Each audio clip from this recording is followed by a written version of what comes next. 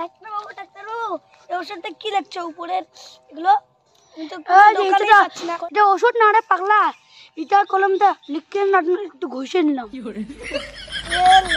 কলমটা একটু কাজ করতে না একটু করে দাগাইলাম। কত দোকানে ঘুরলাম তাও এই ওষুধটা পেলাম না।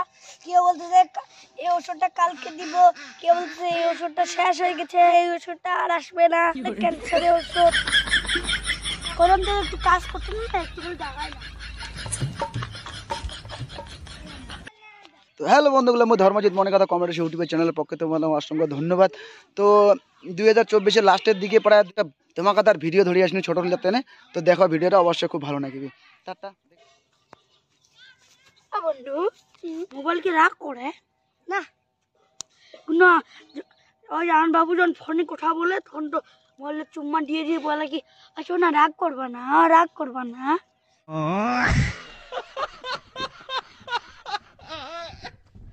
মোবাইল কি কোনোদিনও রাগ করে না? ওর কি মুখ আছে যে রাগ করবে? না না না, এইবার ঠিক কথা বললি। এক থাপ্পড়ে তো 64টা দাঁত ফেলা দেবো। হ্যাঁ বন্ধু, 64টা তো দাঁত থাকেই না, 32টা দাঁত। আমি জানতাম কি তুই বলবি, তার জন্য তোর দাঁতগুলো আমি যোগ করছি। तू समझा? हाँ। नहीं, तू समझा नहीं। আমি জানতাম কি তুই বলবি, তার জন্য তোর দাঁতগুলো আমি যোগ করছি। জয় শ্রীরাম প্রভু, তোমার রাম মন্দিরে ঘুরতে আসে আমার বউ হারাই গেল।